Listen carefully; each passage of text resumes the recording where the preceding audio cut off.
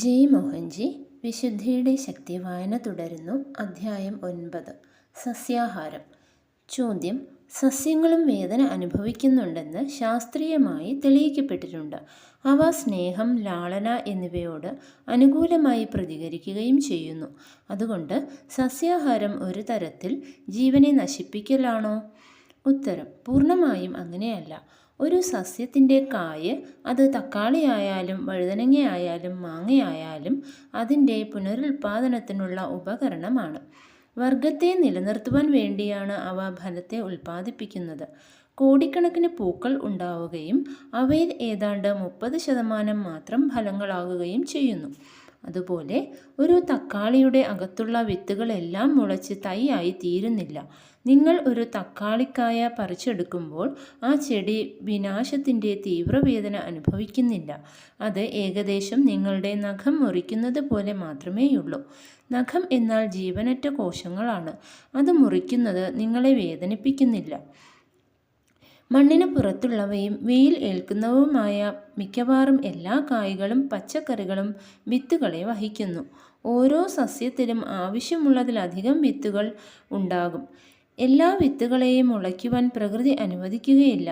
പ്രകൃതിയാ ഉള്ള ഒരു നിയന്ത്രണ പദ്ധതിയായ മാനുകളുടെ സംഖ്യവർദ്ധനയെ മാംസഭുക്കുകളായ മൃഗങ്ങളെ ഉപയോഗിച്ച് നിയന്ത്രിക്കുന്നത് പോലെ ആവശ്യമായ എണ്ണം മാത്രം നിലനിർത്തുന്നു. പശു പുല്ല് തിന്നുന്നു. അത് പുല്ലിനെ പൂർണ്ണമായി നശിപ്പിക്കുന്നില്ല. പുല്ലിൻ്റെ മുകൾ ഭാഗം മാത്രം കടിച്ച് എടുക്കുന്നു. പുല്ല് പിന്നെയും വളരുന്നു. മഴ അതിൻ്റെ വളർച്ചയെ സഹായിക്കുന്നു. സൂര്യൻ ഊർജം നൽകുന്നു. ചക്രഗതി അങ്ങനെ നടക്കുന്നു. നിങ്ങൾ ഒരു വൃക്ഷത്തെ അതിൻ്റെ പഴം തിന്നുവാൻ വേണ്ടി നശിപ്പിക്കുകയാണെങ്കിൽ അത് ഒരു മൃഗത്തിനെ കൊല്ലുന്നത് പോലെയാണെന്ന് പറയാം. രണ്ടിനും ഒരേപോലെയുള്ള വേദനയും സങ്കടവും പ്രതീക്ഷിക്കാം.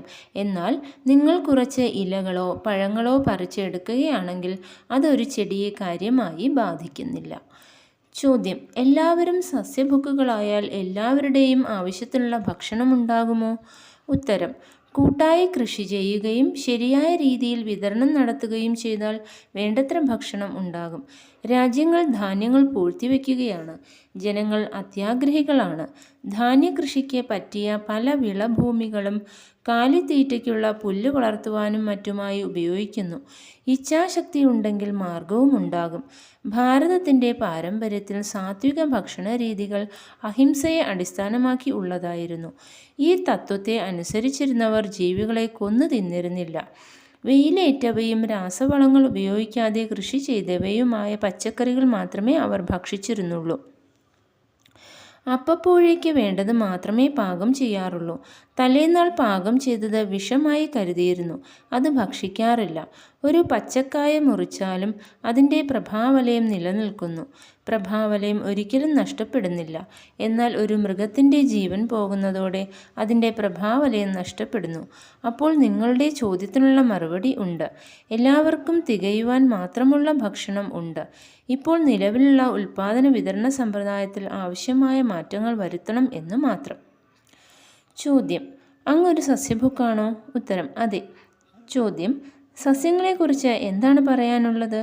ഉത്തരം: നമ്മുടെ പാരമ്പര്യത്തിൽ കിഴങ്ങുകൾ, ക്യാരറ്റ്, ബീട്രൂട്ട് മുതലായവ ഭക്ഷിക്കുന്നത് മാതൃസസ്യത്തിന് നാശം സംഭവിക്കുന്നു എന്നതുകൊണ്ട് രണ്ടാം തരമായി കണക്കാക്കപ്പെട്ടിരുന്നു.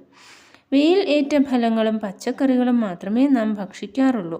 അവയ്ക്ക് ജീവൻ ഉണ്ട് എന്നത് ശരിയാണ്. ഒരു പഴം പറിച്ചെടുക്കുന്നത് കൊണ്ട് ആ ചെടി മരിക്കുന്നില്ല.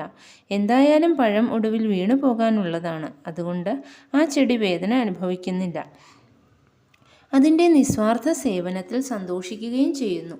മരങ്ങളെ ധ്യാനനിരതരായ സന്യാസിമാർ എന്നും പറയാറുണ്ട്.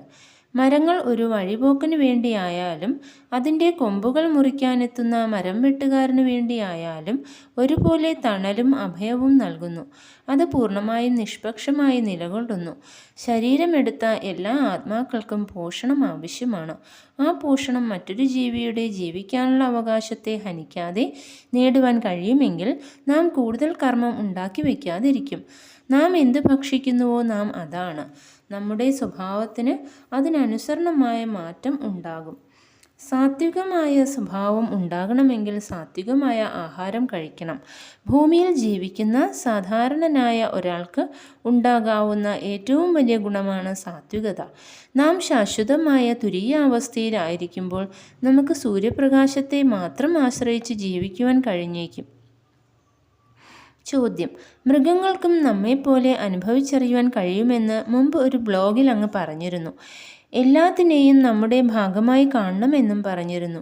എനിക്കതിന് കഴിയുന്നില്ല. എങ്ങനെയാണ് അതിനുള്ള കഴിവ് നേടുക? ഉത്തരം: ഒന്നും നിർബന്ധിച്ച് ചെയ്യിക്കുവാൻ കഴിയുകയില്ല. അവബോധം വർദ്ധിപ്പിക്കുന്നതിലൂടെ മാത്രമേ എല്ലാ ജീവികളുടെയും സർവ്വജനീനത തിരിച്ചറിയുവാൻ കഴിയുകയുള്ളൂ. മൃഗങ്ങളും മനുഷ്യരും ചെടികളും മരങ്ങളും കരയിലും വെള്ളത്തിലും ജീവിക്കുന്ന മറ്റു ജീവികളും എല്ലാം ഒരു പിതാവിൽ നിന്ന് ഉണ്ടായതാണ്. ആ പിതാവാണ് പ്രപഞ്ചപിതാവ്, പരമോന്നതനായ ദൈവം. ദൈവം ചൈതന്യമാണ്, ശുദ്ധമായ ചൈതന്യം, ദൈവീകമായ ബുദ്ധിപൂർവമായ ജീവശക്തി. ഭൂമിയിലും മറ്റെല്ലായിടത്തും ഉള്ള മൃഗങ്ങളെ എല്ലാം അദ്ദേഹത്തിൻ്റെ ശരീരത്തിൻ്റെ ഭാഗമാണ്. ഒരു മൃഗത്തെ നിങ്ങൾ തിന്നുകയാണെങ്കിൽ ഒരു സഹോദരനെയോ സഹോദരിയെയോ ആണ് നിങ്ങൾ തിന്നുന്നത്. നമ്മുടെ നിലനിൽപ്പിനെയും മറ്റു ജീവികളുടെ സഹവർത്തിത്വത്തെയും മനസ്സിലാക്കണമെങ്കിൽ ദൈവത്തിൻ്റെ സ്വഭാവം മനസ്സിലാക്കണം. ദൈവത്തിൻ്റെ സ്വഭാവം മനസ്സിലാക്കണമെങ്കിൽ നമ്മുടെ തന്നെ ആത്മാവിൻ്റെ സ്വഭാവം മനസ്സിലാക്കണം. ഒരു തുള്ളി സമുദ്രജലത്തിന് സമുദ്രത്തിൻ്റെ എല്ലാ ഗുണങ്ങളും ഉള്ളതുപോലെ നമ്മുടെ ദേഹത്തിൽ വസിക്കുന്ന ആത്മഘടകത്തിന് നാം പിതാവ്, അള്ള, പരബ്രഹ്മം എന്നെല്ലാം പേരു പറയുന്ന പരമാത്മാവിൻ്റെ എല്ലാ വിശേഷതകളും ഉണ്ട്. ഒരേ ആത്മാവ് തന്നെ എല്ലാ ജീവികളിലും ജീവിക്കുന്നു. ഒരേപോലെയുള്ള വെള്ളത്തുള്ളികൾ സമുദ്രജലത്തിൽ ഉള്ളതുപോലെ നമ്മളും മറ്റു ജീവികളും തമ്മിൽ എന്താണ് വ്യത്യാസം? പുറമേ കാഴ്ചയ്ക്കുള്ള വ്യത്യാസം മാത്രം. ഒരു മൊന്തയിലോ ബക്കറ്റിലോ കുപ്പിയിലോ പാത്രത്തിലോ കുളത്തിലോ നിറഞ്ഞു നിൽക്കുന്ന വെള്ളത്തെപ്പോലെ. ഇവയിലെല്ലാം ഉള്ള വെള്ളം ഒന്നു തന്നെയാണ്. പാത്രത്തിൻ്റെ ആകൃതിയിലും വലിപ്പത്തിലുമാണ് വ്യത്യാസം. ഉപകരണവും അതിൻ്റെ സ്വഭാവവും വ്യത്യസ്തമായിരിക്കുമ്പോഴും അതിനെ പ്രവർത്തിപ്പിക്കുന്ന വൈദ്യുതി ഒന്നു തന്നെ ആയിരിക്കുന്നത് പോലെ എല്ലാ ജീവികളും മരിക്കുമ്പോൾ ഭയവും വേദനയും അനുഭവിക്കുന്നുണ്ടെന്ന് അറിയുക. ഭയവും വേദനയും അവയുടെ ദേഹത്തിൽ ചില സ്രവങ്ങൾ ഉണ്ടാക്കുന്നു. അവ രക്തത്തിലേക്കും അതിൽ കൂടി ഞരമ്പുകളിലേക്കും മാംസത്തിലേക്കും ഒഴുക്കുന്നു. അവയുടെ മാംസം നാം ഭക്ഷിക്കുമ്പോൾ ആ നിഷേധാത്മകങ്ങളായ അനുഭൂതികളെയും നാം ദഹിപ്പിച്ച് നമ്മുടെ ദേഹത്തിലേക്ക് ചേർക്കുന്നു. നാം കൂടുതൽ ഹീനമായ താഴ്ന്ന അവസ്ഥയിലേക്ക് പതിക്കുവാൻ അത് ഇടയാക്കുന്നു. ചോദ്യം: മൃഗങ്ങൾ കശാപ്പ് ചെയ്യപ്പെടുന്നതിന് മുമ്പ് വളരെയധികം ഭയം അനുഭവിക്കുന്നു. എങ്ങനെയാണ് അത് അവയുടെ മാംസത്തെ ബാധിക്കുന്നത്? ഉത്തരം: ഓരോ ജീവിയും മരണത്തെ ഭയക്കുന്നു, പ്രത്യേകിച്ച് മൃഗങ്ങൾ. എന്തുകൊണ്ടെന്നാൽ അവയുടെ സഹജ അവബോധം മനുഷ്യരുടേതിനേക്കാൾ വളരെ ശക്തമാണ്.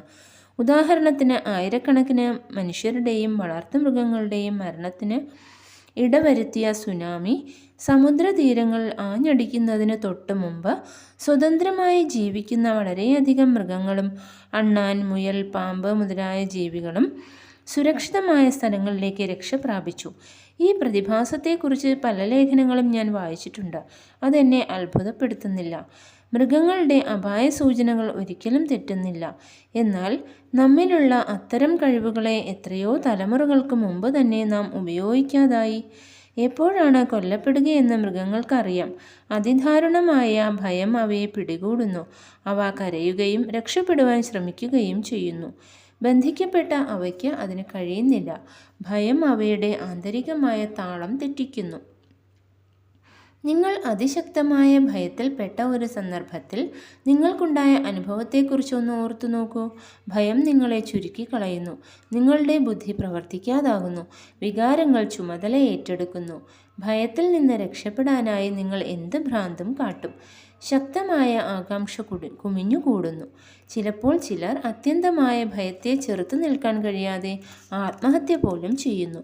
അറിയപ്പെടാത്തതിനോടുള്ള പേടി, പരീക്ഷകളോടുള്ള പേടി, വിമാനം യാത്രയെക്കുറിച്ചുള്ള പേടി, ഒരു ബന്ധം അറ്റുപോകുമോ എന്ന പേടി, ജോലി നഷ്ടപ്പെടുമോ എന്ന പേടി മുതലായ താരതമ്യേന ചെറിയ ഭയങ്ങൾ പോലും നമ്മുടെ ശ്വാസോച്ഛ്വാസത്തിലും ഹൃദയമിടിപ്പിലും ചിന്തന പ്രക്രിയയിലും മാറ്റം വരുത്തുന്നു.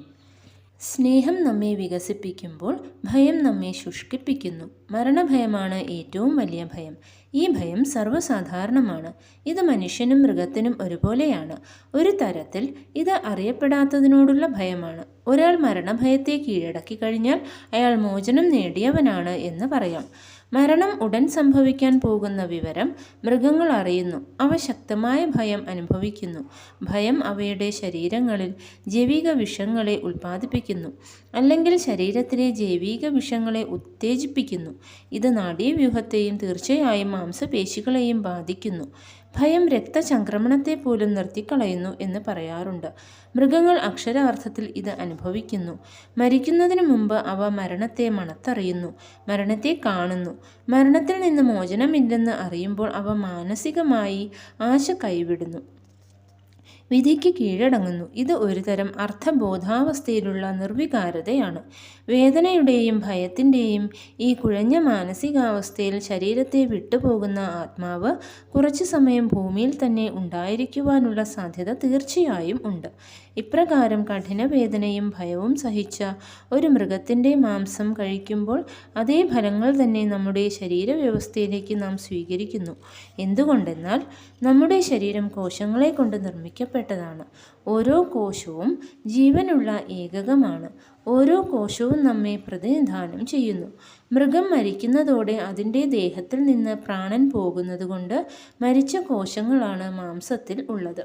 പ്രാണൻ വിട്ടുപോയപ്പോഴത്തെ അവസാനത്തെ വികാരം ഭയവും വേദനയും ആധാരമാക്കിയുള്ള മനസ്സിൻ്റെ കുഴച്ചിലായിരുന്നു. ഇത് മാംസത്തിൻ്റെ കോശങ്ങൾ മുദ്രണം ചെയ്യപ്പെട്ടു. ഇതാണ് നാം ഭക്ഷിക്കുന്നത്. അതുകൊണ്ട് അത് നമ്മുടെ ശരീരവ്യവസ്ഥയിലേക്കും സ്ഥാനമാറ്റം ചെയ്യപ്പെടുന്നു. പണ്ടുള്ളവർ പറഞ്ഞു, നിങ്ങൾ എന്ത് ഭക്ഷിക്കുന്നുവോ നിങ്ങൾ അതാണ്. ഒരു കർമ്മപരിപാടി അനുസരിച്ച് ജീവിക്കുവാൻ തയ്യാറായി നിന്ന ഒരു മൃഗം കൊല്ലപ്പെടുകയാണ്. താൻ എന്തിനു വേണ്ടിയാണ് മരിക്കുന്നത് എന്ന് അതിന് അറിയുകയില്ല. കശാപ്പുശാലയിൽ മരണത്തെ കാത്തു കഴിയുന്ന ആട്ടിൻകുട്ടികളുടെയും മാംസം കൂടുതൽ മയപ്പെടുത്തുവാനായി പീഡിപ്പിക്കപ്പെടുന്ന നായ്ക്കളുടെയും കോഴി വിൽപ്പനശാലകളിൽ കൂട്ടമരണം കാത്തിരിക്കുന്ന കോഴിക്കുഞ്ഞുങ്ങളുടെയും കാര്യം ഇതിലും കഷ്ടമാണ്. അവയെ കൊല്ലാനാണ് അവിടെ സൂക്ഷിച്ചിരിക്കുന്നത് എന്ന് അവയ്ക്ക് നല്ല പോലെ അറിയാം. ഞാൻ മുമ്പ് എഴുതിയിരുന്ന ഒരു ആടിൻ്റെ ആത്മകഥ എന്ന ലേഖനം നിങ്ങളിൽ ചിലരെങ്കിലും വായിച്ചിരിക്കും എന്ന് എനിക്ക് തീർച്ചയുണ്ട്. ആ ആട്, അതായത് ആട്ടിൻകുട്ടി, അതിൻ്റെ മുജ്ജന്മത്തിൽ അത്യാർത്തിയോടെ ആട്ടിൻ മാംസം കഴിച്ചിരുന്ന ഒരു മനുഷ്യനായിരുന്നു. മനുഷ്യ ശരീരം വെടിഞ്ഞ് വലിയ താമസമില്ലാതെ താൻ ഒരു ആടായി ജനിക്കുന്നത് ആ ആത്മാവ് കണ്ടു. തൻ്റെ മാംസം പാകം ചെയ്ത് മുൻ മനുഷ്യജന്മത്തിലെ തൻ്റെ കുട്ടികൾക്ക് വിളമ്പുന്നത് അത് കണ്ടു. അങ്ങനെ ഒരു തരത്തിൽ അതിൻ്റെ കുട്ടികൾ അവരുടെ അച്ഛൻ്റെ മാംസം തന്നെ തിന്നു. കർമ്മം എങ്ങനെ പ്രവർത്തിക്കുന്നു എന്നതിൻ്റെ ഒരു ഉദാഹരണമാണ് ഇത്. ചോദ്യം: അങ്ങ് നിർദ്ദേശിച്ചതനുസരിച്ച് മൃഗങ്ങളിൽ നിന്നുള്ള ഉൽപ്പന്നങ്ങൾ ഭക്ഷിക്കുന്നത് ഞാൻ ഫലപ്രദമായി കുറച്ചിട്ടുണ്ട്. അതെനിക്ക് വളരെയധികം ഭാരക്കുറവും മനസ്സമാധാനവും തന്നുകൊണ്ടിരിക്കുന്നു. എന്നാൽ ഞാൻ ഈ ആശയം പകർന്നു നൽകുവാൻ ശ്രമിക്കുമ്പോൾ ആരും അത് സ്വീകരിക്കുന്നില്ല. അങ്ങയുടെ നിർദ്ദേശങ്ങൾ ജനങ്ങളിൽ എത്തിച്ച് നടപ്പിലാക്കുവാനായി അങ്ങ് എന്ത് മാർഗമാണ് ഉപയോഗിക്കുന്നത്? ഉത്തരം: ഞാൻ പറയുന്നത് തന്നെ പ്രവർത്തിക്കുന്നു. അതാണ് അതിൻ്റെ രഹസ്യം. കഴിയുന്നത്ര മാതൃക കാണിച്ചുകൊണ്ട് ഞാൻ നയിക്കുന്നു. എങ്കിലും ചോദിക്കുന്ന ആളുടെ പ്രഭാവലയത്തെ അടിസ്ഥാനമാക്കി ചില കാര്യങ്ങൾ നിർദ്ദേശിക്കുമ്പോൾ അത് അയാൾക്ക് മാത്രം പ്രയോജനപ്പെടുന്നതായിരിക്കും, എനിക്ക് ബാധകമായിരിക്കുകയില്ല. അപ്പോൾ ഞാൻ ഒരു വശത്ത് പറയുന്നത് പ്രവർത്തിക്കുകയും മറുവശത്ത് അന്വേഷകനു വേണ്ടി തികച്ചും ഒരു കണ്ണാടിയായി നിൽക്കുകയും ചെയ്യുന്നു. അയാൾക്ക് ആ കണ്ണാടിയിൽ തന്നെ വ്യക്തമായി കാണുവാൻ കഴിയും. വേണമെങ്കിൽ തിരുത്തുകയും ചെയ്യാം. അയാൾക്ക് കണ്ണാടിയുടെ പിന്നിൽ ഉള്ളത് അത് എൻ്റെ വ്യക്തിത്വമാണ് നോക്കേണ്ട കാര്യമില്ല. കണ്ണാടിയിൽ കാണുന്നതെന്തോ അയാൾ അതുകൊണ്ട് തൃപ്തിപ്പെടണം. അയാൾക്ക് ബാധകമായ യാഥാർത്ഥ്യം അതുമാത്രമാണ്. മൃഗ ഉൽപ്പന്നങ്ങൾ ഭക്ഷിക്കുന്നതിനെക്കുറിച്ച് ഒരാൾ പൂർണ്ണമായ അവബോധത്തോടെ മൃഗ ഉൽപ്പന്നങ്ങൾ കഴിക്കുകയാണെങ്കിൽ എനിക്ക് അതിനോട് എതിർപ്പില്ല. ഇതിൻ്റെ അർത്ഥം ഇതിനെപ്പറ്റി ചിന്തിക്കുവാൻ മാംസം ഭക്ഷിക്കുന്നവരെ പ്രേരിപ്പിക്കുക മാത്രമാണ് നമ്മുടെ ജോലി. അവർ അത് സ്വീകരിക്കുകയോ സ്വീകരിക്കാതിരിക്കുകയോ ചെയ്യുന്നത് നമ്മുടെ ചുമതലയിൽപ്പെട്ടതല്ല. ബോധവൽക്കരണം എന്നതുകൊണ്ട് ഞാൻ ഉദ്ദേശിച്ചത് നമ്മുടെ വിശപ്പടക്കാനായി തൻ്റെ ജീവൻ നൽകേണ്ടി വന്ന ആ മൃഗം ഏതാനും മണിക്കൂറുകൾ മുമ്പ് ജീവിച്ചിരുന്നു. വളരെയധികം വേദനയും മാനസിക പീഡനവും അനുഭവിച്ചാണ് അത് മരിച്ചത്. ബന്ധിക്കപ്പെട്ട് നിസ്സഹായ അവസ്ഥയിലായിരുന്ന അത് അതിൻ്റെ ഇച്ഛയ്ക്ക് എതിരായാണ് കൊല്ലപ്പെട്ടത്. സ്വാതന്ത്ര്യം നേടാനും തൻ്റെ ജീവൻ നിലനിർത്താനും അതിന് വലിയ ആഗ്രഹമുണ്ടായിരുന്നു. അതെല്ലാം നിഷേധിക്കപ്പെട്ടു. സൂര്യൻ്റെ വെളിച്ചവും തീറ്റയും വെള്ളവും പോലും അതിന് നിഷേധിക്കപ്പെട്ടിരുന്നിരിക്കാം. അങ്ങനെ നമ്മുടെ വിശപ്പിനെ തൃപ്തിപ്പെടുത്തുവാനായി അത് കശാപ്പ് ചെയ്യപ്പെട്ടു. മൃഗങ്ങൾക്ക് നീതി ലഭിക്കുവാൻ വേണ്ടി പ്രവർത്തിക്കുന്ന സംഘടനകളുടെയോ പേട്ട മുതലായവ നിങ്ങൾ ഭക്ഷിക്കുന്ന മാംസത്തെ പരിചയപ്പെടുക. Meet your meat. ഭൂമിയുടെ കുഞ്ഞുങ്ങൾ എർത്ത്ലിങ്സ് മുതലായവയുടെയോ ടെലിവിഷൻ പരിപാടികൾ കാണുകയാണെങ്കിൽ ഞാൻ പറയുന്നത് നിങ്ങൾക്ക് മനസ്സിലാകും. മൃഗങ്ങളോടും പക്ഷികളോടുമുള്ള നമ്മുടെ നിർവികാരതയും ക്രൂരതയും നമ്മുടെ ജീവിതത്തിലേക്ക് തന്നെ പകർത്തപ്പെടുന്നു. നാം നമ്മുടെ സഹോദരങ്ങളോട് തന്നെ ക്രൂരത കാട്ടുന്നു. വീട്ടിലും പുറത്തും നാം യുദ്ധം ചെയ്യുന്നു. രക്തം കൊണ്ടും തീ കൊണ്ടും കളിക്കുവാനും കൊല ചെയ്യുവാനും യുദ്ധം ചെയ്യാനും ജീവനെയും പരിസ്ഥിതിയെയും നശിപ്പിക്കുവാനും നാം പഠിക്കുന്നു. അരാജകത്വത്തെ വളർത്തുന്നു. നമ്മുടെ അന്നകോശം നാം കഴിക്കുന്ന ഭക്ഷണത്തിൻ്റെ കമ്പനങ്ങളെ അനന്തരാവകാശമായി ആർജിക്കുന്നു. ഞാൻ പറയുന്നത് കാർമ്മിക പരിപാടിയുടെ ഒരു ഭാഗമായിട്ടാണെങ്കിൽ ജനങ്ങൾ പൂർണ്ണ ബോധത്തോടെ മാംസം കഴിച്ചുകൊള്ളട്ടെ. ആഗ്രഹങ്ങളെ അമർത്തിവെക്കരുത്. അവബോധം വർദ്ധിക്കുമ്പോൾ ആഗ്രഹം താനേ ഇല്ലാതാവുകയാണെങ്കിൽ അങ്ങനെ സംഭവിക്കട്ടെ. ആഗ്രഹങ്ങളെ അമർത്തിവെക്കുകയാണെങ്കിൽ അത് എപ്പോഴെങ്കിലും വീണ്ടും ഉയർന്നു വരും. ചിലർ തങ്ങൾ മാംസഭുക്കുകളാണ് എന്നതിൽ അഭിമാനിക്കുന്നു.